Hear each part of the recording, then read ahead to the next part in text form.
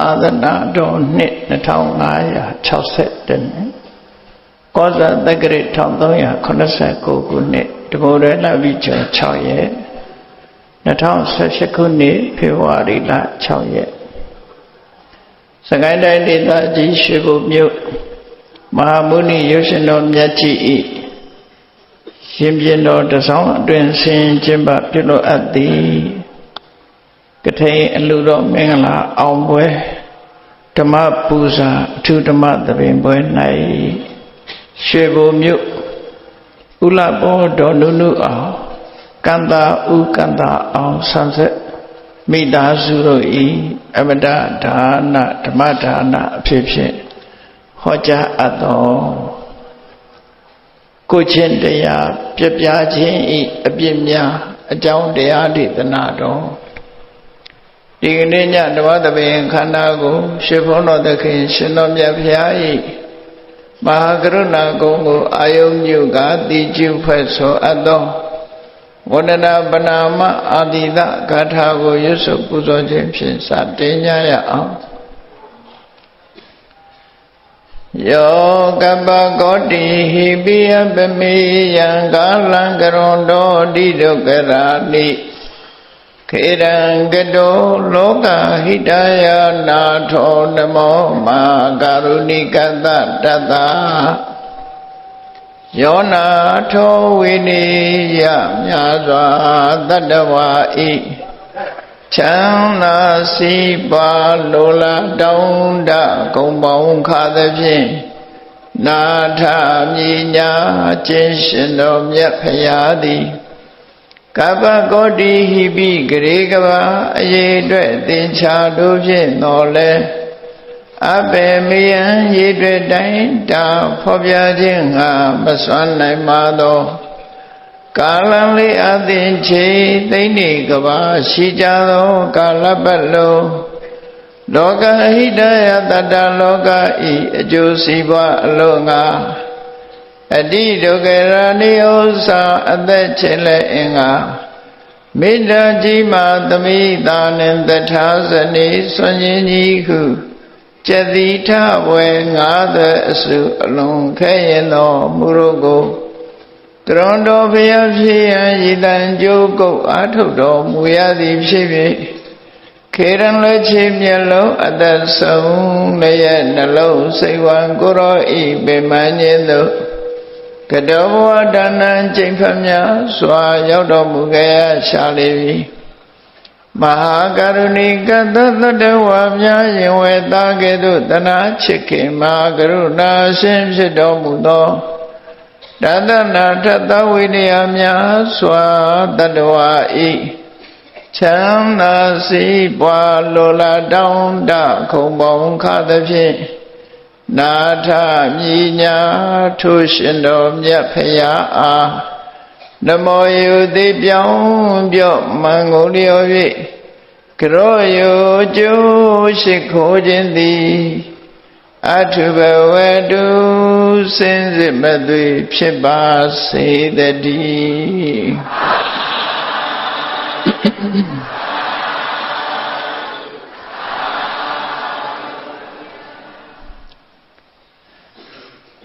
ကိုချင်းတရားပြပြခြင်းအပြစ်များ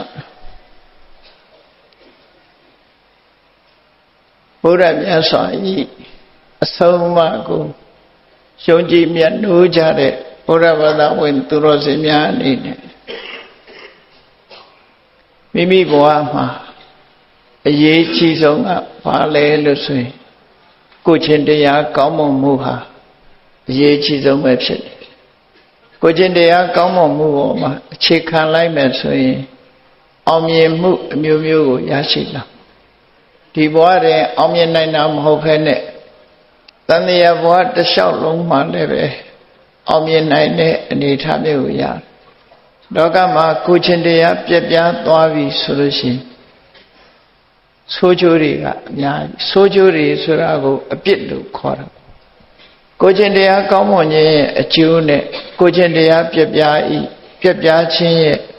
ဆိုးကျိုးများဒီနှမျိုးကိုအမြဲတမ်းကြည့်ရှုပြီးတဲ့အခါ လူတိုင်းဟာအရေးကြီးဆုံးကိုယ်ကျင့်တရားကောင်းအောင်ကြိုးစားဖို့လိုအပ်တယ်မြတ်စွာဘုရားက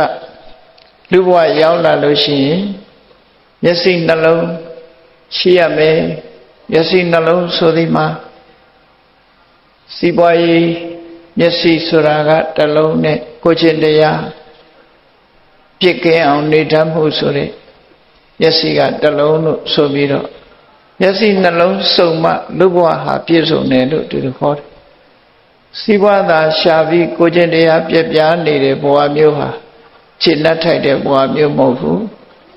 ကိုယ်ကျင့်တရားကောင်းမွန်ပြီးစီးပွားမပြည့်စုံဘူးဆိုရင်လည်းပဲပြည့်စုံတဲ့ဘဝမျိုးမဟုတ်ဘူးဒါကြောင့်မို့ကိုယ်ကျင့်တရားလည်းကောင်းအောင်လုပ်ရမယ်စီးပွားဥစ္စာလည်းတိုးတက်အောင်ရှာတတ်ရအသိပညာနှစ်ခုတင်စားပြီးတော့မျက်စိနှလုံးလို့သူဆိုလူဖြစ်လာရင်စီးပွားရှာတတ်ဖို့မရသေးတဲ့စိစိမ်ဥစ္စာတွေရအောင်ရှာတတ်ဖို့ရပြီးသားစိစိမ်ဥစ္စာတွေတိုးတက်လာအောင်ကြိုးစားတတ်ဖို့အသိပညာဟာအမှန်တမ်းအရေးကြီးတယ်စီးပွားဥစ္စာရဖို့အတွက်ကပညာနဲ့ဝီရိယဒီနှစ်ခုဟာအရေးကြီးတယ်မြန်မာလူမျိုးတွေအများစုကတော့ကံရှိရင်စားလိမ့်မယ်ကံရှိရင်ချမ်းသာလိမ့်မယ်လို့ကံကိုပုံပြီးတော့ကြိုးစားမှုလျှော့ချလေးရှိကြတယ်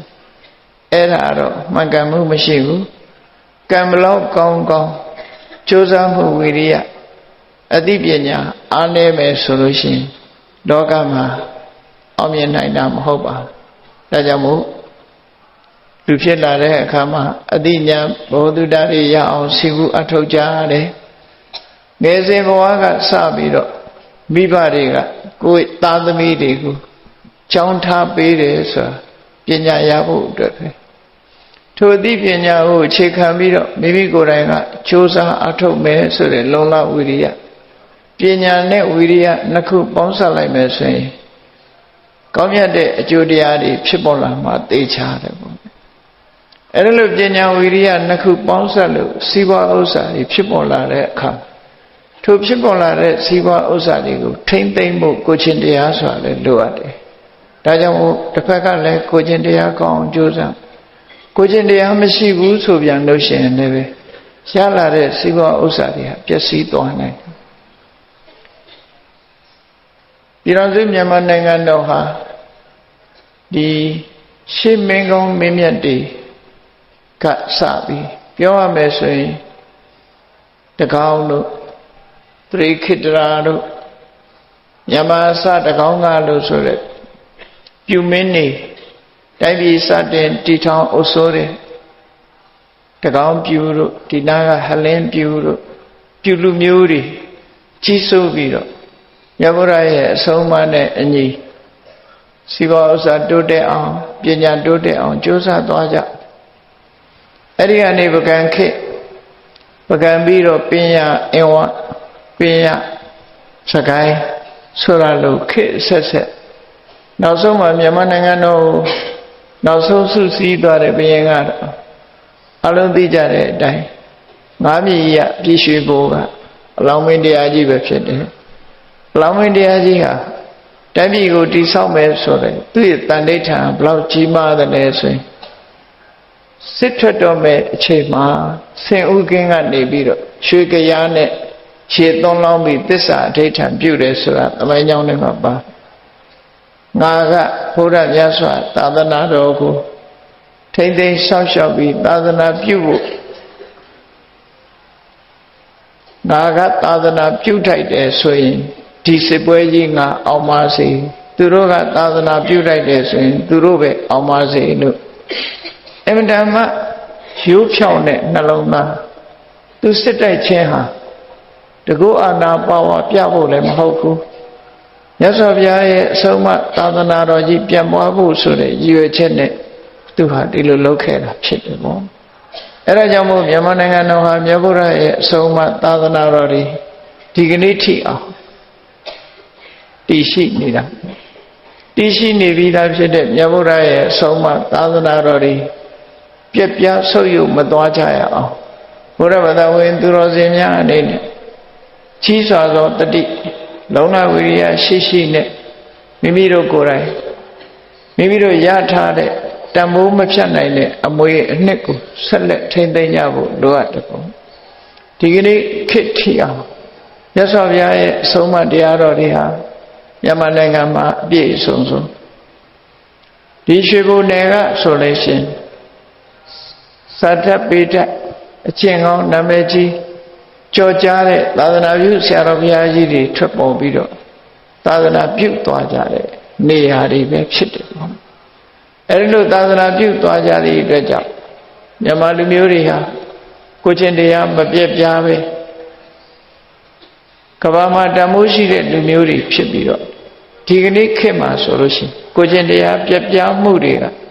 များတဲ့များလာတဲ့အနေအထားမျိုးတွေရှိတယ်အဲဒီလိုများပြားလာခြင်းဟာမြတ်ဗုဒ္ဓရဲ့အဆုံးအမတွေလိုက်နာမှုရောပါလာခြင်းကြောင့်ဖြစ်တယ်ဆိုတာလေတတိထားကြရမှာဖြစ်တယ်ပေါ့ဘုရားရဲ့အဆုံးအမနဲ့အညီကျင့်သုံးနေထိုင်ကြမယ်ဆိုလို့ရှိရင်ငြိမ်းချမ်းသာရပြီးတော့ဖွံ့ဖြိုးတိုးတက်တဲ့နိုင်ငံဆိုတာမိမိတို့ကိုယ်တိုင်တည်ဆောက်နိုင်ကြမှာဖြစ်တယ်ဒါကြောင့်မြတ်ဗုဒ္ဓရဲ့အဆုံးအမအတိုင်းတို့တွေဟာကြီးပွားအောင်မိမိတို့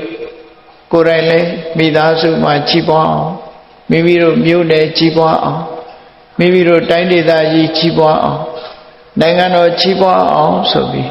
လူတိုင်းကြီးပွားအောင်ကြိုးစားအထောက်သွားကြမယ်ဆိုလို့ရှိရင်တော့ကြီးပွားတိုးတက်လာမှာအမှန်မလွဲဖြစ်ပါတည်မြဲတဲ့အခြေခံနည်းတစ်ခုနေတိုးတက်ဖို့အတွက်ကပညာရဲ့ဝိရိယနဲ့ပေါင်းစပ်ပြီးတော့စီးပွားရှာဖို့ကနံပါတ်1ပညာဝိရိယပေါင်းစပ်လို့ရလာတဲ့စီးပွားဥစ္စာကိုချင်းတရားနဲ့ထိမ့်သိမ်းထားဖို့ကနံပါတ်2လို့ဒီအချက်2ချက်ကိုဆွဲဆွဲမြဲမြဲမှတ်သားထားပြီးတော့ကိုချင်းတရားမပြတ်ပြားအောင်ထိမ့်သိမ်းဆောက်ရှောက်ကြအောင်ခုလိုစီးပွားဥစ္စာလည်းရှာတတ်တယ်ကိုချင်းတရားလည်းထိမ့်သိမ်းတတ်တယ်ဆိုတဲ့ပုဂ္ဂိုလ်နှစ်ဖက်အမြင်ရှိတဲ့ပြည့်စုံတဲ့ပုဂ္ဂိုလ်ဖြစ်မြတ်စွာဘုရားကိုယ်တိုင်ကချီးမွမ်းခဲ့တာပဲဖြစ်တယ်လောကမှာမျက်စိနှလုံးပြည့်စုံတဲ့ပုဂ္ဂိုလ်မှတန်ဖိုးရှိတဲ့ပုဂ္ဂိုလ်ဖြစ်တယ်အသိပညာမျက်စိမပါဘူးဆိုတဲ့ပုဂ္ဂိုလ်တယောက်ဟာလူဘဝလူရည်လို့လာဖြစ်တော်လဲပဲထိုပုဂ္ဂိုလ်ရဲ့ဘဝအခြေအနေဟာတိုးတက်ဖို့ရမရှိနိုင်ဘူးဒါကြောင့်မို့တိုးတက်ဖို့ရအတွက်မိမိတို့ကိုယ်တိုင်အသီးသီးအတ္တဟိအတ္တနောနာထောဆိုတဲ့အတိုင်းကိုယ်တိုင်ကြိုးစားကြရမှာဖြစ်တယ်အဲ့တော့ကိုယ်တိုင်ကြိုးစားဆိုတဲ့နေရာမှာသူများကိုအာမကိုရဘူးလားဆိုအာကိုနေရမယ်အရာကသူတစ်ပါးနဲ့ပတ်သက်တာရှိတယ်မရှိဘူးတော့မဟုတ်နော်အာကိုလွန်းတာမဖြစ်စေရဘူးတကယ်ကတော့အောင်မြင်အောင်လုပ်တယ်ဆိုတာမိမိကိုယ်တိုင်သာလည်းလုပ်ကြရတာဖြစ်တယ်အေးဘုရားသခင်ဖန်ဆင်းတာကိုယုံကြည်တဲ့ပုဂ္ဂိုလ်တွေကသူများအာမကိုရင်မဖြစ်ဘူးလို့ပြောဆိုနေရှိကြမဟုတ်ဘူးကိုယ်တိုင်ကြိုးစားမှုကနံပါတ်1အရေးကြီးတယ်ဆိုတာကိုသတိထားရမှာမြတ်စွာဘုရားကအတ္တဟိအတ္တနောနာထောမိမိသိတာလေမိမိကိုယ်ဝေရလို့ဟောတာဟာဒီဥပနိဒေယဆိုတဲ့ပုဂ္ဂိုလ်ခေါင်းနေမပါရဘူးဆရာမိဘရဲ့အကူအညီမလိုဘူးလို့ဒီလိုဆိုလိုတာမဟုတ်ဘူးဆရာမိဘရဲ့အခန်းကဏ္ဍဘာလို့ဆိုရင်အကြံဉာဏ်ပေးမယ်ဆုံးမမယ်တွန်းတင်တယ်ဒါဆရာမိဘရဲ့အခန်းကဏ္ဍကျန်တဲ့အခန်းကဏ္ဍကိုယ်တိုင်လုပ်ရအခန်းကဏ္ဍ2ရပ်ကိုဒီလိုဆိုလိုတာအခန်းကဏ္ဍ2ရပ်မှာကိုယ်တိုင်လုပ်ရမယ်အလုပ်မလုပ်ဖဲနဲ့ဆရာမိဘရဲ့စီကရလာတဲ့ဆရာမိဘရဲ့ကုညီမဆမှုလောက်တင်ညှော်နေနေမယ်ဆိုရင်တော့ဘယ်သူမှကြီးပွားတိုးတက်မှာမဟုတ်ဘူးဒါကြောင့်မို့မိဘဆရာတို့ကြံကောင်းညံကောင်းနေဆိုတာဒါတော့အပြင်မှာအကြောင်းတရားအနေနဲ့လိုအပ်တယ်လို့သူဆိုတယ်ပြင်မှာအကြောင်းတွေဘလောက်ကောင်းကောင်းကိုယ်တိုင်ကမကြိုးစားဘူးဆိုလို့ရှိရင်ဘယ်လိုမှတိုးတက်ပြလာမှာမဟုတ်ဘူးလုံလဝိရိယထုံမှုနဲ့ပတ်သက်ပြီးတချို့ကအဓိပ္ပာယ်လွဲပြီးတော့ဖော်ဆောင်ကြတာရှိတယ်ကိုလူရဆွဲပြီးတော့ပြောကြတာရှိတယ်ဆိုပါစို့မဟာဇနကအစတ်တော်မှာ မဟာဇာနကဇတ်တော်မှာထောက်ထားကြည့်မယ်ဆိုအလုံးဟာကိုယ်တိုင်ကြိုးစားရမှာကိုမကြိုးစားသည့်အတွက်ကြောင့်သင်္ဘောသား900ဟာရေနစ်ပြီးသေဆုံးသွားကြသူတို့ကဘာတွေလုံးကြလဲလို့ဆိုလို့ရှိရင်မိမိတို့ကိုယ်ခွဲပြီးတော့အာကိုရလို့ထင်ထားတဲ့နတ်တွေကိုတန်းတာပြီးတော့နော်အရှင်မင်းကြီးအရှင်ကြီးတို့အရှင်ကောင်းကြီးတို့ကဲတင်တော်မူကြပါဆိုတာအော်ရင်ဟဲ့ရင်သိဆုံးသွားကြတာဖြစ်တယ်။ဘုရားသခင်မတော်မူပါလို့ဆိုပြီးတော့ဆုတောင်းရင်းနဲ့သိဆုံးသွားကြတာဖြစ်။မဟာစနကဘုရားလောင်းကတော့အဲ့ဒီလိုတခေါမှမဆိုဘူး။သူ့အသိဉာဏ်နဲ့သူ့လုံလဝိရိယကိုသုံးချတယ်။ပင်လယ်ထဲမှာကြားရှိစွာရေရဲ့အဆူတံကိုခံနိုင်အောင်တကူလုံးထောပတ်တွေကိုတုတ်လိမ့်တယ်တုတ်လိမ့်ထားတယ်သူကိုယ်တိုင်လည်းပဲဝန်းထဲမှာလည်းထောပတ်ကိုများများစားထားအဲ့ဒါလို့အစာခံနိုင်အောင်လဲထောပတ်ကိုစားတယ်တကူလုံးလည်းထောပတ်တွေကိုတုတ်လိမ့်တယ်ထောပတ်တုတ်လိမ့်ခြင်းအဖြစ်ရုပ်တရက်သူဟာရေရဲ့အဆူဓာတ်ကိုခံနိုင်ရရှိသွားတယ်ထောပတ်စားထားခြင်းအဖြစ်လဲဆာလောင်မှုတံကိုခံနိုင်ရှိသွားတယ်အဲ့ဒီလှုပ်တင်လှုပ်ထိုက်တာလှုပ်တာအသိဉာဏ်ပဲဖြစ်တယ်အဲ့ဒီအသိဉာဏ်လေးအတိုင်းပြင်ဆင်ပြီးတဲ့အခါမှာပင်လေပတ်ဝန်းကျင်မှာသင်္ဘောပတ်ဝန်းကျင်မှာရောက်လာတဲ့ရေထဲကျသွားတဲ့သင်္ဘောသားတွေရဲ့အသားကိုစားကြတဲ့ငမန်းတို့ပင်လေသရဝါကြီးတွေရဲ့အန္တရာယ်ကလွတ်အောင်လို့ဆိုပြီးဒီရွက်တိုင်ပေါ်အမြင့်ကိုတက်ပြီးတော့သူ့စွမ်းအားနဲ့ဝေးရကိုခုန်ချလိုက်ဝေးရကိုခုန်ချပြီးတော့ကမ္မပြင်းမမပြင်းနဲ့ပင်လယ်ပြင်ကြီးကိုကူးတယ်ဒါဟာအတ္တဟိအတ္တနောနာထောသူကိုယ်သူကြိုးစားခြင်းသာလည်းဖြစ်တယ်အဲ့ဒါလို့ကြိုးစားသည့်အတွက်ကြောင့်ကဲတင်မဲ့ပုဂ္ဂိုလ်ရတယ်ကြံတဲ့ပုဂ္ဂိုလ်တွေကကဲတင်တဲ့ပုဂ္ဂိုလ်စောင့်မျှော်ရင်းနဲ့သိဆုံးသွားကြတာဖြစ်တယ်မဏိမေကလနတ်သမီးကိုတွေ့ရတာဟာသူကြိုးစားလို့တွေ့တယ်သူကြိုးစားခြင်းရဲ့အကျိုးကျေးဇူးလို့ဒီလိုဆိုတာပေါ့အဲ့ဒါကိုပဲပြောင်းပြန်ပြန်ပြီးတော့နော်နောက်ဆုံးမှလည်းပဲမဟာစနကဟာသူကိုယ်တိုင်ကြိုးစားလို့မရဘူးမဏိမေခလာကယ်မအသက်ချမ်းသာရတယ်ဆိုတဲ့အပြောမျိုးတွေပြောလာကြတယ်တကယ်ကတော့မဏိမေခလာကယ်ခြင်းကအဓိကမဟုတ်ဘူးသူကိုယ်တိုင်ကြိုးစားခြင်းကအဓိကဖြစ်တယ်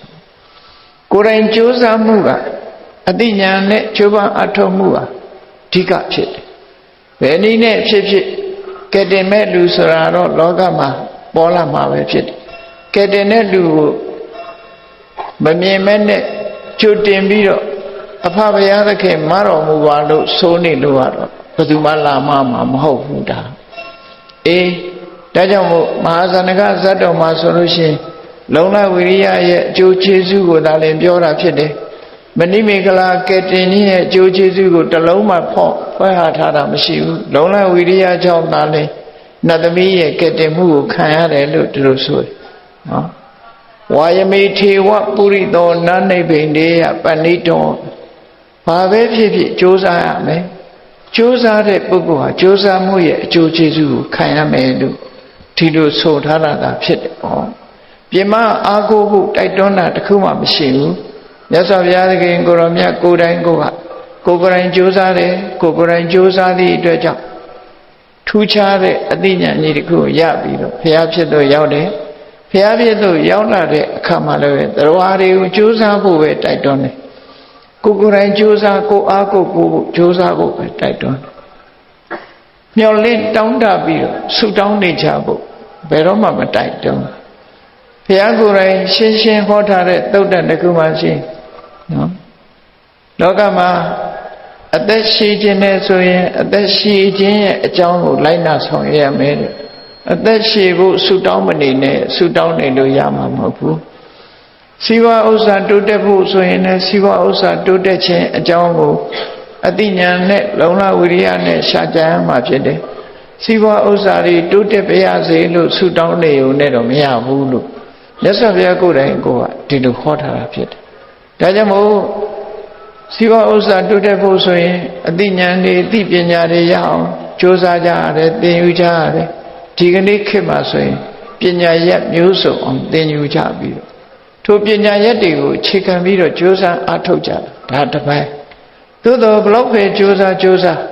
ကိုချင်းတရားထိမ့်သိမ့်မှုမပါဘူးဆိုလို့ရှိရင်ရှားထားတဲ့ဇီဝဥစ္စာတွေကလည်းပြက်ပြားကုန်နိုင်တယ်ဒါကြောင့်ကိုချင်းတရားကောင်းဖို့တစ်ဖက်ကထိမ့်သိမ့်မှုလိုအပ်တယ်ကိုချင်းတရားပြက်ပြားသွားပြီဆိုရင်အပြစ်အနာစာ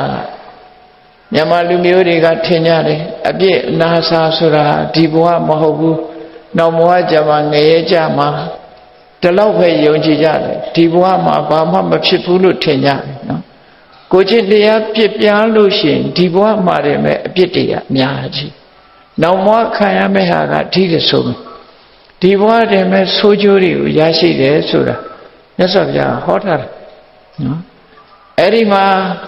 ကိုချင်းတရားပြပြမှုရဲ့အပြစ်တွေဆိုတာဆင်ញင်သိထားဖို့လိုအပ်တယ်ကိုချင်းတရားကောင်းမွန်ခြင်းရဲ့အကျိုးကျေးဇူးကိုလည်းသိဖို့လိုလောကမှာဘာပဲလှုပ်တခုလှုပ်ပြီဆိုရင်အကျိုးနဲ့အပြစ်နဲ့အကျိုးဒီနှစ်မျိုးကိုစီစစ်ဆင်ញင်သုံးသပ်တတ်ဖို့လိုအပ်တယ်ဒါလို့ရင်ကောင်းကျိုးကဘာရမှာလဲဆိုးပြစ်ကဘာရှိတယ်လဲဒီနှစ်ခုကအမြဲတမ်းစဉ်းစားအဲ့တော့အပြစ်ကိုဆင်ញင်စဉ်းစားပြီးတော့ရှောင်ဖို့အကျိုးကိုဆင်ញင်စဉ်းစားပြီးကြိုးစားအထောက်ဖို့ဒီလိုဘာပဲလှုပ်တိုင်းဟာအကျိုးနဲ့အပြစ်စီစစ်တတ်တဲ့ပုဂ္ဂိုလ်တွေကြီးပွားချမ်းသာအကျိုးနဲ့အပြစ်စီစစ်ခြင်းမရှိတဲ့ပုဂ္ဂိုလ်တွေဟာ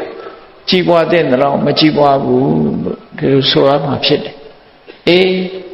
မြတ်ဗုဒ္ဓရဲ့အဆုံးအမကိုတို့တွေနာယူနေကြတဲ့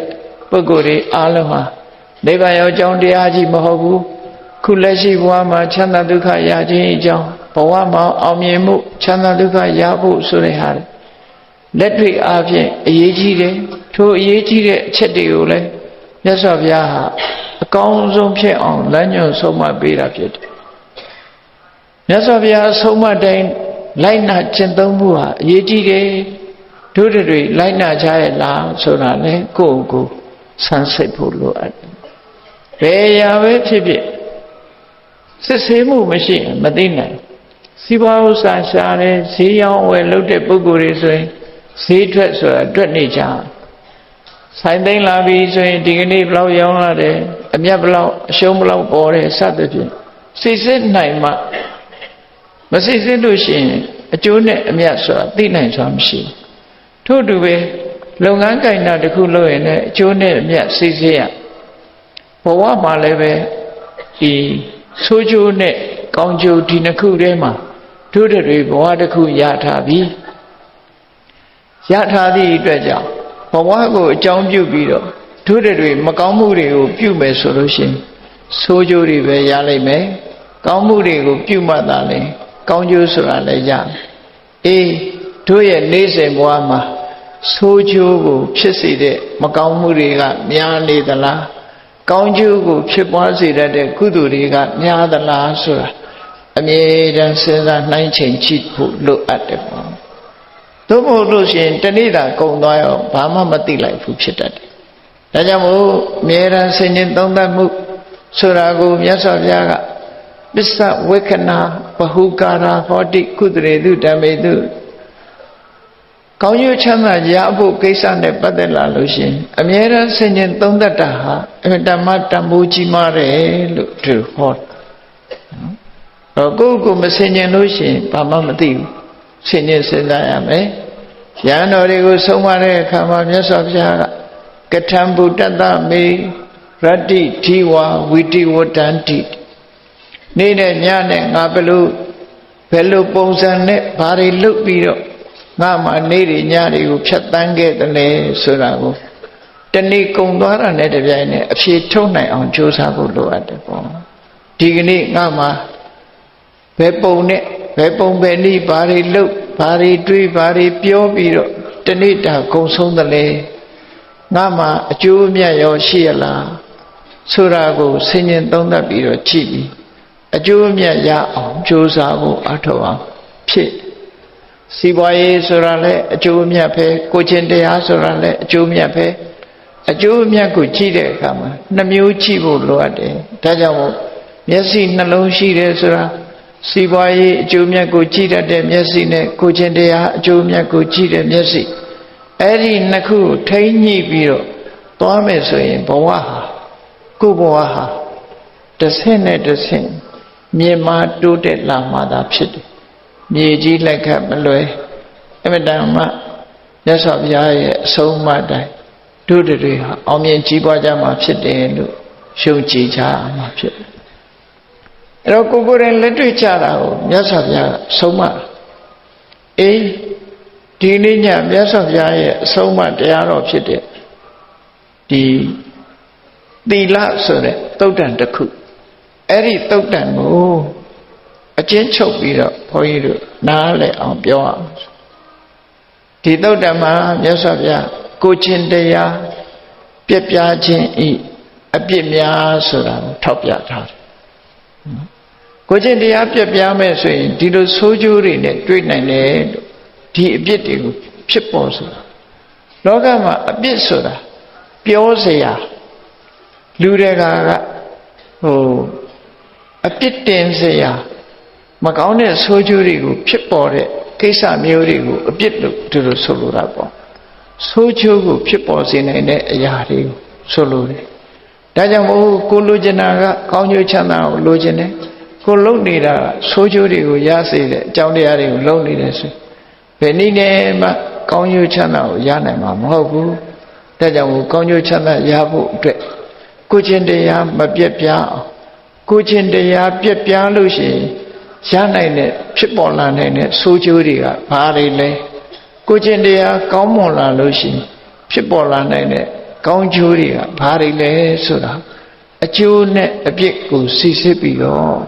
အပြစ်ကိုရှောင်ရှားဖို့အကျိုးကိုလိုလားဖို့ဒီနှစ်ခုချိန်ဆပြီးတော့ကြိုးစားအထောက်ကြအောင်ဖြစ်အဲ့ဒီတည်းပဲမြတ်စွာဘုရားသုတ်တန်တစ်ခုမှာဟောထားတာရှိတယ်ဒီကနေ့ခေတ်မှာအများစုလို့ပြောရမလို့ဒီကနေ့ခေတ်မှာကျွလွန်ဖောက်ဖျက်နေတဲ့အပြစ်နှစ်ခုလို့လူတိုင်းတော့မဟုတ်ဘူးပေါ့အဲ့ဒီအပြစ်နှစ်ခုကလူတွေရဲ့ဘဝကိုဖျက်ဆီးနေတဲ့အပြစ်နှစ်ခုဟာဆိုးကျိုးကိုဖြစ်စေတဲ့အရာနှစ်ခုကဘာလို့ဆိုရင်မူရစ်နဲ့လောင်ကစားပဲဖြစ်တယ်တကဘာလုံးအတွက်ကြည့်လိုက်မယ်ဆိုရင်လေမူရစ်နဲ့လောင်ကစားကမူရစ်နဲ့စာရင်တော်သေးတယ်လို့ပြောသို့တော်မြတ်စွာဘုရားကလောင်ကစားပဲဖြစ်ဖြစ်မူရစ်ပဲဖြစ်ဖြစ်ဒီနှစ်ခုလုံးဟာဆိုးကျိုးကိုဖော်ဆောင်တဲ့အရာတွေသာဖြစ်တယ်လို့ဒီလိုဟောထားတယ်နော်ဒီလိုဟောတာအဲ့တော့မူရစ်ဆိုတဲ့နေရာမှာစိတ်ကိုပြောင်းလဲသွားစေတတ်တဲ့အရေးမှန်သမျှဆေးမှန်သမျှရှူတဲ့အနတ်မှန်သမျှဒါမူရစ်ပဲအဲ့ဒီမူရစ်ဆိုတဲ့အရာကိုနမ်းရှူခြင်းတောက်စားခြင်းဒီအသုံးပြုခြင်းဆိုတဲ့ဘယ်လိုပဲလှုပ်လို့ကိုယ်ခန္ဓာကိုပဂရိစိတ်ကိုပြောင်းလဲသွားစေပြီးမမှန်မကန်အတွေးအကြံတွေဖြစ်ပေါ်စေတဲ့အရာမှန်သမျှမူရစ်လို့ဒီလိုနာမည်ပေးတာရစ်တယ်ဆိုတဲ့နေရာမှာသူကဒီရတာမျိုးကိုစိတ်ထဲမှာဆွဲလန်းပြီးနောက်ထပ်ရချင်နေတာအဲ့ဒါကိုရစ်တယ်ရစ်တာကရစ်ယုံနေမကဘူးမူးတယ်လို့ဆိုတာအမှန်မသိတာကိုဆိုလို့တယ်ပေါ့အေးမူရစ်ဆိုတဲ့စကားအတိုင်းပဲဘဝမှာကြီးပွားတိုးတက်ဖို့အရေးပါတဲ့အသိပညာဆိုတာတွေလက်လွတ်ဆုံးရှုံးသွားတာမူရစ်ရဲ့အဓိကဆိုးချိုးပဲဖြစ်တယ်ပေါ့လူရဲ့တွေးနိုင်ကြံနိုင်တဲ့လူရဲ့အရေးချင်းဟာအသိပညာပဲဖြစ်တယ်အသိပညာဖြစ်တဲ့အကြံကောင်းဉာဏ်ကောင်းတွေကိုမထုတ်နိုင်လောက်အောင်လူတွေရဲ့အသိဉာဏ်တွေကိုပျက်စီးသွားစေတဲ့မူရစ်ကိုရှောင်ရှားကြရမှာဖြစ်အဲ့ဒီမှာမြတ်စွာဘုရားထောက်ပြထားတဲ့အပြစ်တွေကိုဘုရားဘာသာဝင်သူတော်စင်တွေတတိထားကြည့်မယ်ဆိုရင်ဟုတ်လားမဟုတ်လားကိုယ့်အကိုစဉ်းစဉ်ကြည့်မယ်မြတ်စွာဘုရားကမူရစ်နဲ့မူရစ်ကိုအသုံးပြုတဲ့ပုဂ္ဂိုလ်တွေဟာကိုယ့်ဘဝမှာဘာတွေဖြစ်နိုင်တုံးဆိုနံပါတ်1ကတန်ဒိဋ္ဌိကဓနစာနိတကယ်လက်တွေ့ကတော့ ကျိုးချက်ချင်းကတော့ဘာလို့ဆိုရင်ပစ္စည်းဥစ္စာတွေကုန်လိုက်မယ်ဆုံးရှုံးသွားမယ်မူရည်အတွက်ပစ္စည်းတွေကိုသုံးတော့ပစ္စည်းဥစ္စာဆုံးရှုံးခြင်းဆိုတဲ့ဟာနဲ့ပထမဆုံးရင်ဆိုလောကလူတွေဟာပစ္စည်းဥစ္စာပေါ်မှာယက်တည်နေကြငွေကြေးတနာရှာကြရတယ်ငွေကြေးတနာပေါ်မှာယက်တည်ပြီးတော့အသက်ရှင်ကြအေးမူရည်နေပြီဆိုလို့ရှိရင်အရေးအကြီးဆုံးကကိုယ့်ရဲ့စီးပွားဥစ္စာပျက်စီးသွားတာပဲဖြစ်တယ်ပေါ့ဒါနံပါတ်1ပဲဒါဖြင့်မူရည်ကိုအကြောင်းပြုပြီးဘာတွေဖြစ်လာနိုင်တော့ဆိုတောက်စားပေါ်တောက်စားပဲခြင်းတို့ပဝန်းကျင်တွေတို့ခက်ရန်ဒေါသတွေဖြစ်လာဒါမို့ဒီကနေ့ခေတ်မှာဆိုရင်သတင်းစာချာနယ်တွေထဲမှာမတွေ့ခြင်းအဆုံးပဲမူရည်တောက်စားပြီးရံဖြစ်ကြလို့တတ်မှုဖြတ်မှုဆိုတဲ့ရာဇဝမှုတွေကျွလွန်ကြဒါမျိုးတွေဖြစ်ကုန်တာပေါ့နော်အဲ့တော့ဒါတွေဟာကောင်းကျိုးလားဆိုးကျိုးလားစဉ်းစားကြည့်မယ်ဆိုတန်မိုးရှိတဲ့ဘဝတစ်ခုရရှိထားတာမူရည်ကိုအကြောင်းပြုပြီးအသက်ဆုံးကြရတယ်မူရည်ကိုအကြောင်းပြုပြီးတော့အသိဉာဏ်တွေဆုံးမသွားတယ်ဘလောက်ဆုံးရှားပွေထားတဲ့ပစ္စည်းဥစ္စာတွေဆုံးတယ်ရှားပွေထားတဲ့အသိပညာတွေဆုံးရှုံးသွားတယ်တဝုနဲ့တူမတည့်ပဲနဲ့ရန်ခိုက်ဒေါသတွေဖြစ်တယ်အဲ့ဒါလို့မူရည်ကိုအကြောင်းပြုလာလို့ရှိရင်လောကမှာကောင်းတဲ့အမှုဆိုတာမရှိမကောင်းတဲ့အမှုတွေလုပ်ဖို့သာဖြစ်ထို့တူပဲကစားတယ်လောင်းကစားတယ်ဆိုတာဟာလည်းပဲနံပါတ်1ကိုကအနိုင်ရလို့ရှိရင်ရန်သူများတယ်နိုင်တဲ့လူကိုရှုံးတဲ့လူတွေကတတ်ဖို့ချောင်းနေကြတယ်အမြဲတမ်းဒါမှမဟုတ်နိုင်သူရန်ပွားတဲ့ရန်များတယ်ဒါကြောင့်မို့လို့ဖဲဝိုင်းမှာအသက်ခံရတယ်လို့လောင်းကစားဝိုင်းမှာအသက်ခံရတယ်ဘဝမှာဆုံးရှုံးသွားတယ်ကိုနိုင်လိုက်တာကိုနိုင်လိုက်ရတယ်ဆိုတဲ့ရထားတဲ့စီးပွားဥစ္စာဟာလည်းပဲပြောပါလောက်အောင်ချမ်းသာကြွယ်ဝဖို့ဆိုတာမဖြစ်နိုင်အဲ့ဒါကြောင့်မို့ကိုနိုင်လိုက်လို့ရှိရင်လည်းပဲစိတ်ချမ်းသာကိုချမ်းသာနေနိုင်တဲ့အနေထားမဟုတ်ဘူးရန်သူတွေကိုဝိုင်းဝိုင်းလဲလာလိုက်မယ်ရှုံးတဲ့အခါရောရှုံးတဲ့အခါကျတော့စိတ်ဓာတ်တွေကြပြီးကိုယ့်ကိုယ်တတ်သိခြင်းအောင်ဖြစ်သွားကြဟောနိုင်ရင်လည်းမကောင်းဘူးရှုံးရင်လည်းမကောင်းဘူးရထားတဲ့စီစဉ်ဥစ္စာတွေလည်းပျက်စီးတယ်ဆုံးရှုံးတယ်ဆိုဒါကြောင့်မို့လောင်းကစားဆိုတာကိုလည်းပဲမြတ်စွာဘုရားမလုပ်သင့်ဘူးလို့ရှုတ်ချပြောကြဒါကိုချင်းတရားကိုထိမ့်သိမ်းဆော့ရှော့တဲ့နေရာမှာဒီနှစ်ခုဟာလည်းပဲတတိပြုเสียရပဲဖြစ်တယ်ပေါ့ဒါကြောင့်ကိုချင်းတရားဟာစီးပွားဥစ္စာတိုးတက်ဖို့အတွက်များစွာအရေးပါတယ်လို့ဆိုတာကိုမြတ်စွာဘုရားကဒီတုတ်တံမှာခေါ်ထားပုံလေးကိုကြည့်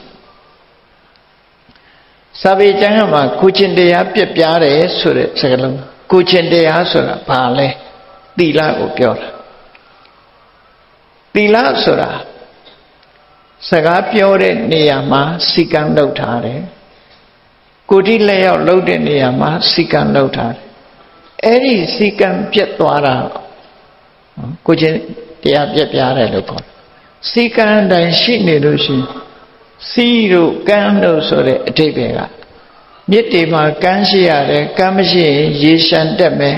ရေတွေမတည်နိုင်ဘူးနော်အိမ်နေချမ်းနေဝင်းနေစိုက်ပျိုးထားတဲ့အခင်းတွေမှာစီယိုရှိရတယ်စီယိုမရှိလို့ရှိရင်အလွယ်တကူစိုက်ထားတာတွေပျက်စီးသွားနိုင်တယ်ဒါကြောင့်စီကံဆိုဒီမှာဒီမကျူးလွန်အောင်လုံးကျုံအောင်ထိမ့်သိမ်းဆော့ရှော့ထားတဲ့အနေအထားတစ်ခုသာလည်းဖြစ်ထို့တူပဲလောကမှာလူတွေမှာသီလဆိုတဲ့စီကံပြတ်သွားပြီဆိုရင်ဒီဆိုးကျိုးတွေဟာ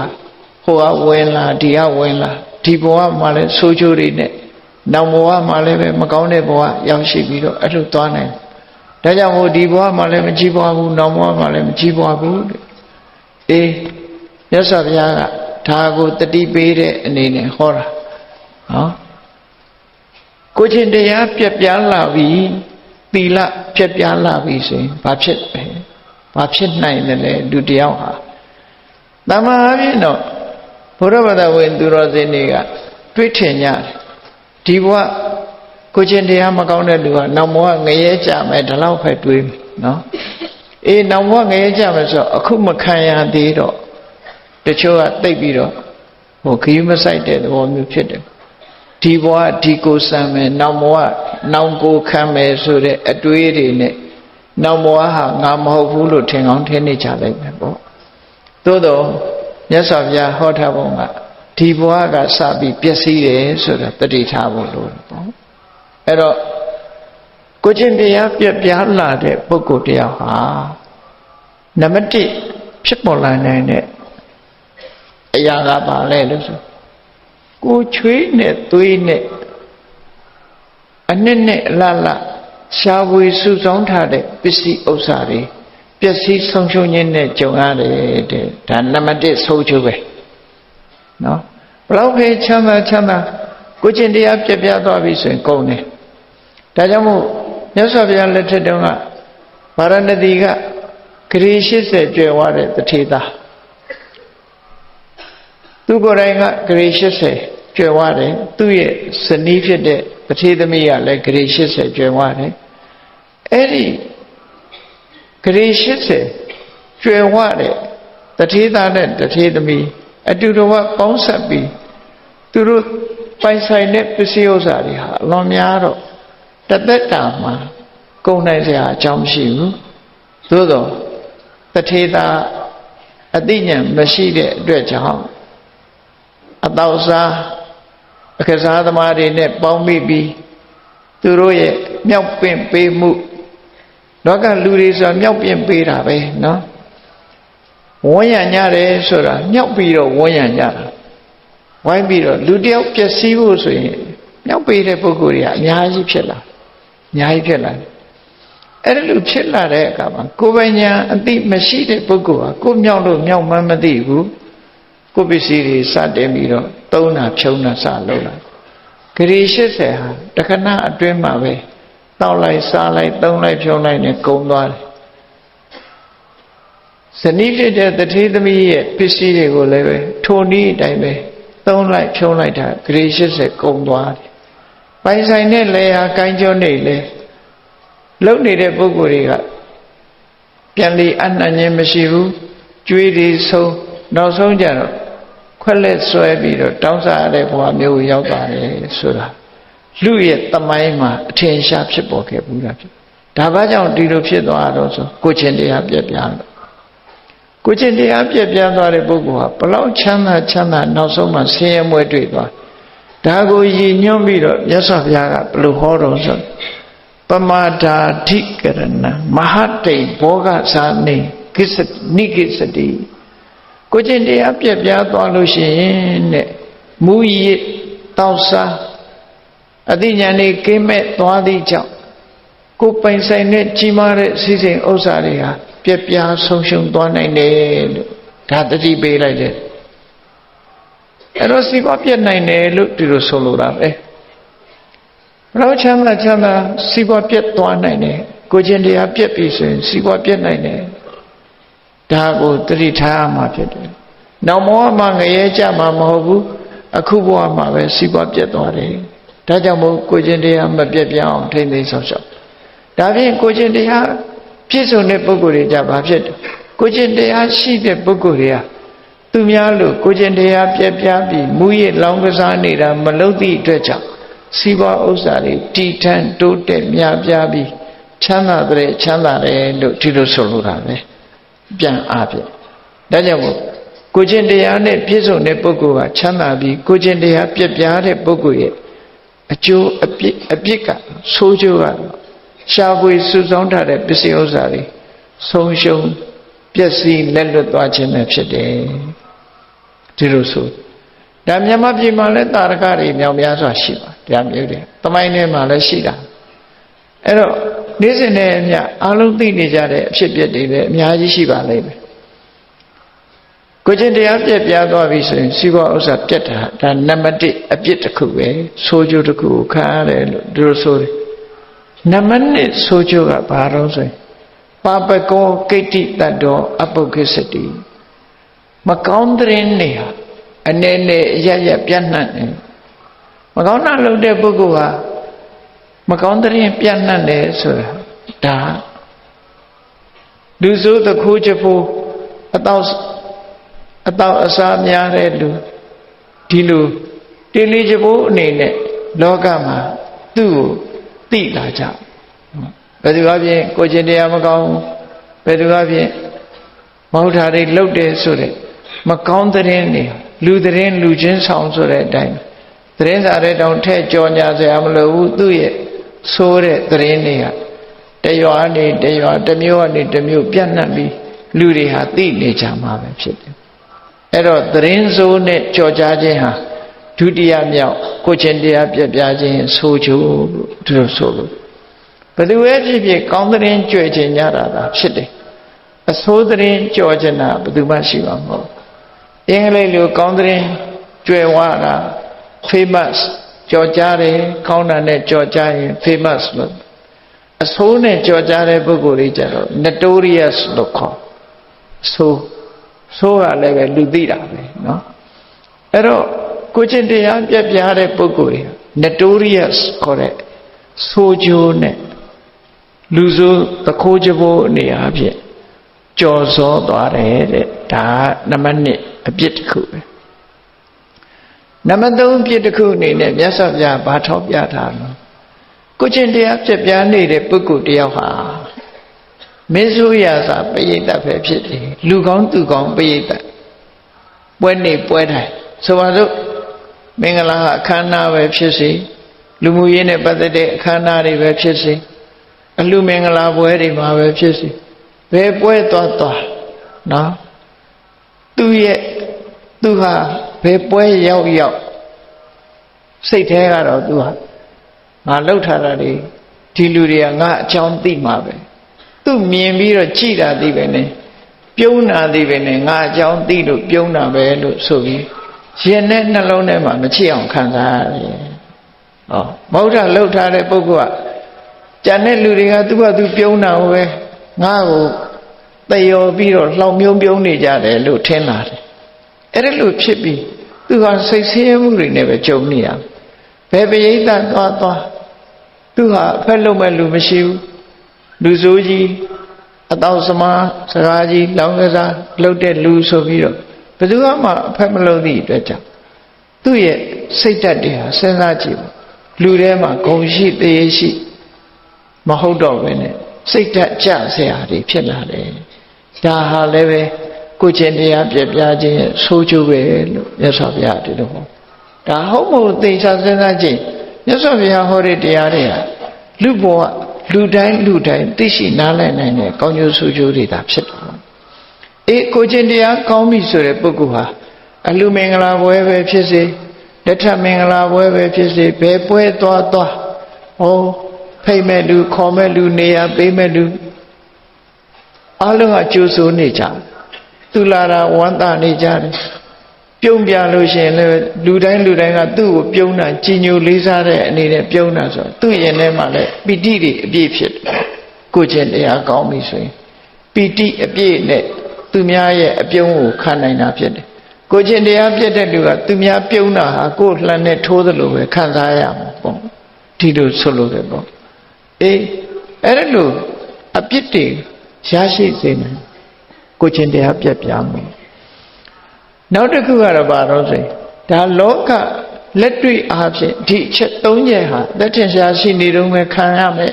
အပြစ်တွေတဲ့နောက်စတုထ၄ခုမြောက်ဆိုးပြစ်ကတော့ဘာလို့ဆိုရင်လူဆိုတာတနေ့ကြလို့ရှိရင်သေရညောင်ဆောင်ပေါ်မှာစောင်းရတဲ့အနေအထားမျိုးရသေရမယ့်အချိန်ဆိုတာကျုံးလာမှာပဲဖြစ်တယ်အဲ့ဒါလို့ကျုံးလာပြီဆိုလို့ရှိရင်ကိုလုပ်ခဲ့တဲ့အမှုတွေကိုလုပ်ခဲ့တဲ့လုပ်ရတွေဟာကိုယ်လာပြီးတော့ချီနှောင်ထားပြီးဆွဲခေါ်နေပြီဆိုတဲ့ပုံစံမျိုးလုပ်ပြီးရုံးကန်လို့မျက်စိမျက်နှာပြည့်အော်ဟစ်ပြီးတော့သေရတတ်တယ်အမြဲတမ်းဝက်တတ်တဲ့ပုဂ္ဂိုလ်ဟာသေခါနေကြဝက်လို့အော်သေးတာနွားတတ်တဲ့ပုဂ္ဂိုလ်ကလည်းပဲနွားလို့အော်သေးရတယ်စိတ်တတ်တဲ့ပုဂ္ဂိုလ်ကလည်းစိတ်လို့အော်သေးရတယ်ဆိုတာတွေဟာမကြားခြင်းအဆုံးရှိနေတာပဲဒါတွေအကုန်လုံးနော်အဲ့ဒါလို့ဖြစ်လာမကောင်းမှုအကုသိုလ်တွေလောက်ပါများလို့ရှိရင်အဲ့ဒီမကောင်းမှုအကုသိုလ်လောက်တဲ့ပုဂ္ဂိုလ်ဟာဒီပြင်အချိန်မှာတော့လူမသိသူမသိရှိကောင်းရှိမယ်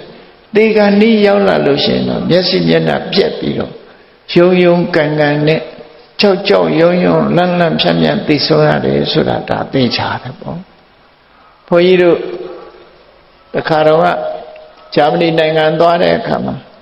ဂျာမနီနိုင်ငံမှာသေခါနိလူတွေကိုပြုစုရတဲ့ nurse မတယောက်နဲ့တွေ့တော့အခါသူကဘုရားဘာသာရဲ့အယူဆတစ်ခုနဲ့ပတ်သက်ပြီးတော့မေးတယ်ပေါ့သူဟာသေတော့မယ်ဆိုတဲ့လူတွေကိုပြုစုရဆေးရုံမှာသေခါနိလူတွေကိုပြုစုရအဲ့လိုပြုစုတဲ့တည်းမှာတချို့လူတွေကပြုံပြုံလေးနဲ့မလှုပ်ဘဲနဲ့သေသွားတယ်တချို့လူတွေကြတော့မျက်လုံးကြီးပြူးထွက်လာပြီးတော့ရုန်းကန်ပြီးသေတယ်တချို့လူတွေကလည်းအော်ဟစ်ပြီးတော့သေတယ်အဲ့ဒါလို့လူတွေအမျိုးမျိုးဖြစ်တာဘာကြောင့်လဲဆိုမေကွန်မေးဘူးတယ်ဘုန်းကြီးတို့အဲ့ဒီမေကွန်ကမကြာခဏကြုံရတတ်တယ်ပေါ့သူတို့ကိုယ်တိုင်တွေ့ရတာလူတွေသေကြတာချင်းတူတော်လည်းပဲစိတ်ရခံစားမှုတွေသေကနေ့မှဖြစ်ပေါ်နေတဲ့အခြေအနေတွေဟာကွဲပြားခြားနားတာဘာကြောင့်လဲလို့ဆိုတော့မြတ်ဗုဒ္ဓဟောကြားတဲ့တရားတော်တွေထဲမှာလူတွေဟာတဘဝမှာကိုလုတ်ခဲ့တဲ့လုပ်ရက်တွေရှိတယ်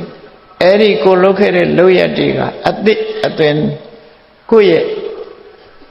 ရှင်တဲ့နှလုံးထဲမှာပုံရိပ်တွေပြန်ထင်လာတတ်တယ်ပြန်ထင်လာတဲ့အခါမှာမကောင်းမှုလုပ်တဲ့အခါမကောင်းတဲ့ပုံရိပ်တွေထင်လာကောင်းမှုလုပ်တဲ့ပုဂ္ဂိုလ်တွေကကောင်းတဲ့ပုံရိပ်တွေထင်တယ်ကောင်းမှုလုပ်တဲ့ပုဂ္ဂိုလ်တွေရဲ့ကောင်းတဲ့ပုံရိပ်တွေထင်တဲ့အခါမှာချီနူးတဲ့ဝမ်းသာပီတိနဲ့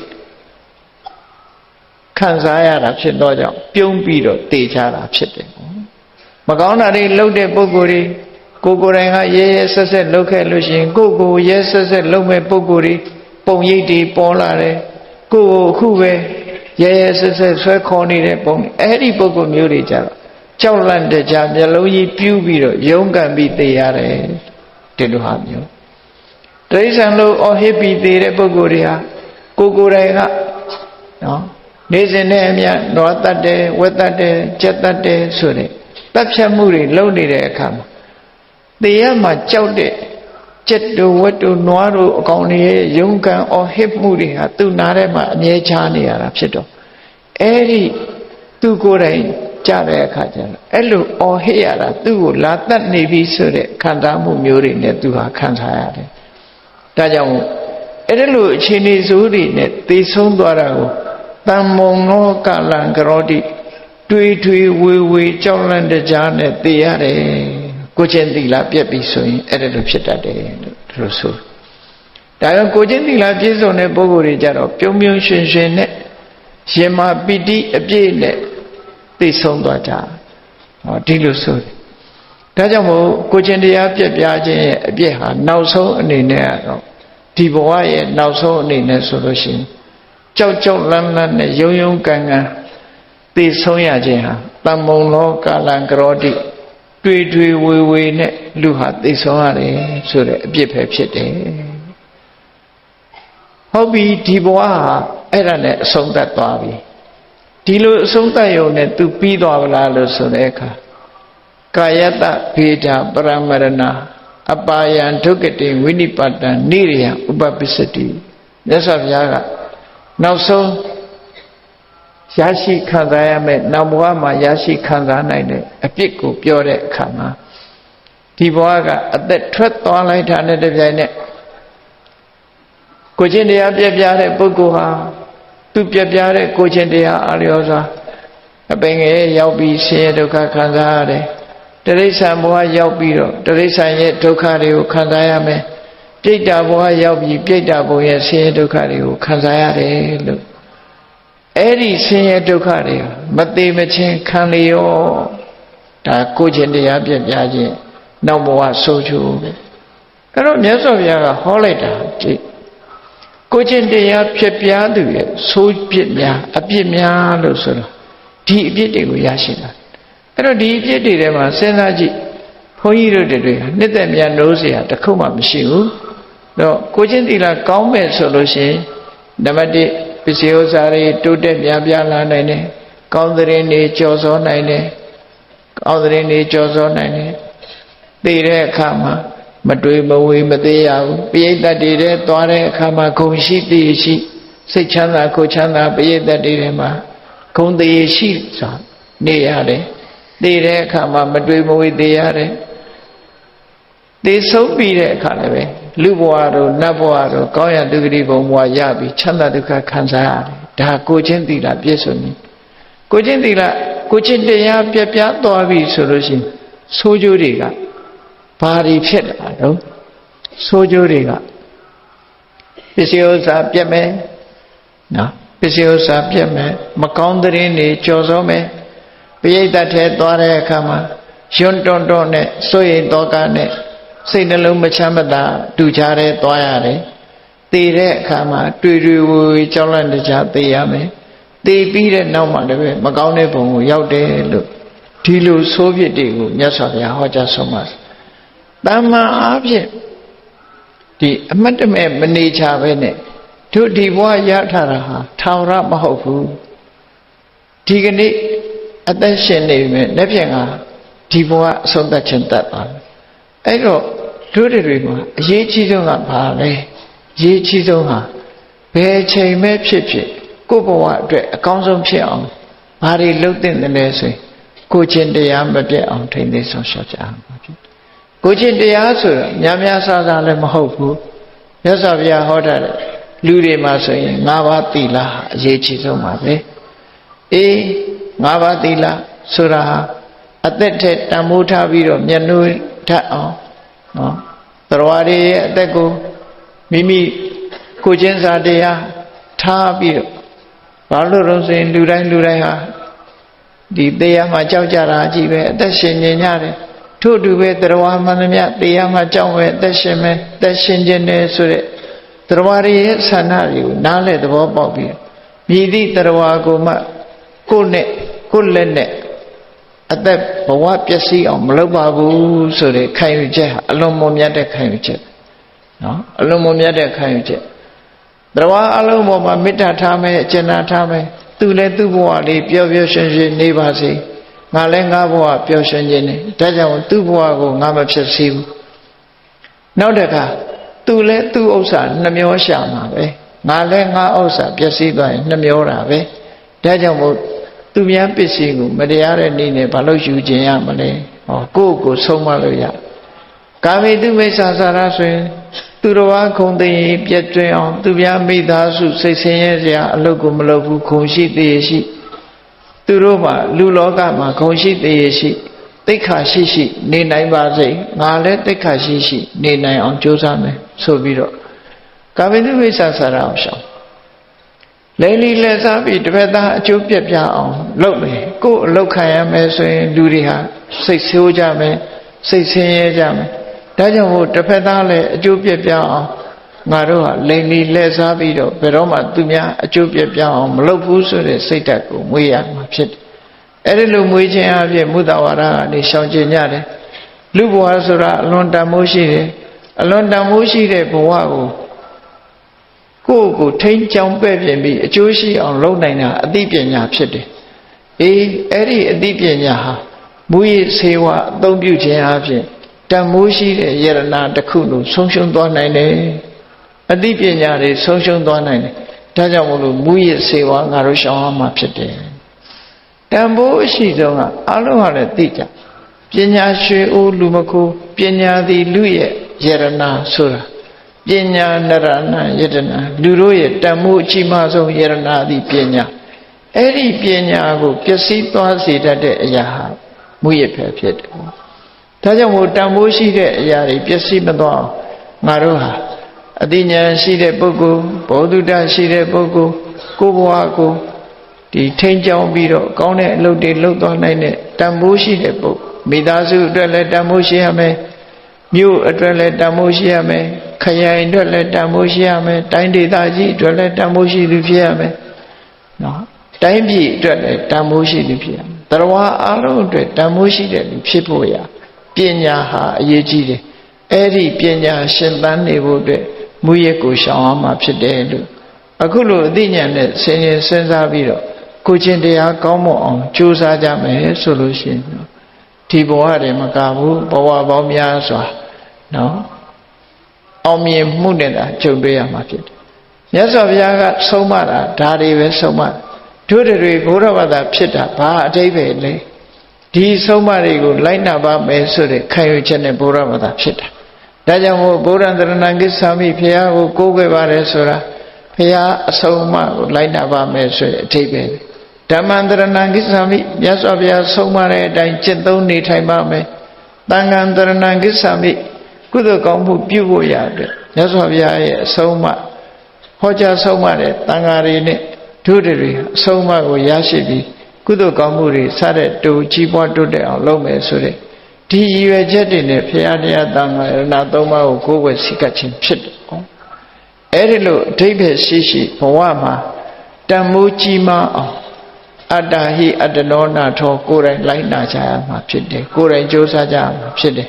ကိုယ်တိုင်မကြိုးစားရင်တော့ဘာတစ်ခုမှရမှာမဟုတ်ဘူးဆိုတာကိုအလေးနဲ့ထန်ခံယူပြီးတော့ကိုချင်းတရားပြက်ပြားခြင်းရဲ့အပြစ်တွေကိုစိတ်စိတ်တွေးဆင်ခြင်သုံးသပ်ပြီး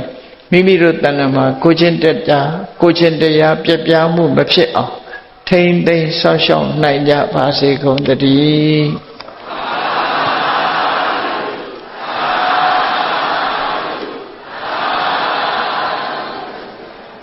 မေတ္တာပို့ရအောင်တတဝါများစွာ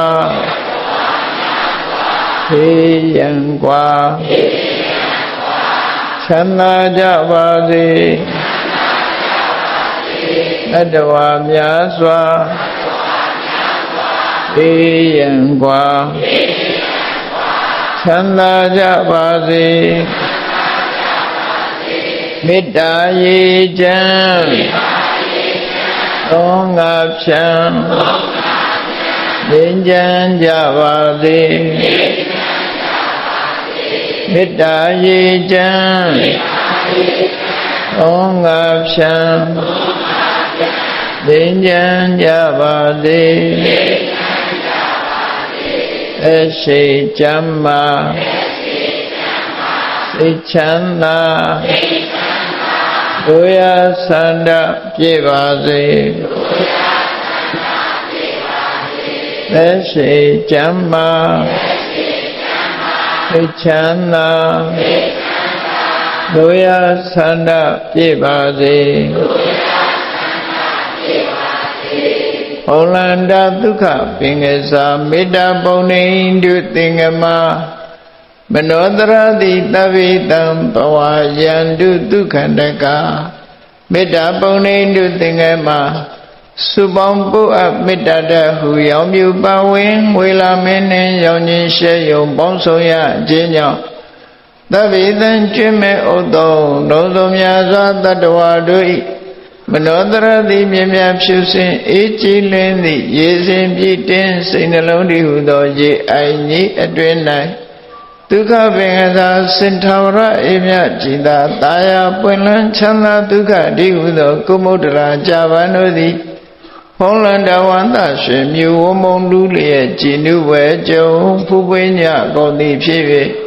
ဒုက္ခနကလေးအောင်လေးတဲ့ရောရှက်သင်ပြန့်ပိတိတိဟုသောယနံတို့သည်ဘဝယန္တုကောင်းစွာမဲ့သွေကြိုင်လိုက်၍နေကြပါစေကုန်သတည်း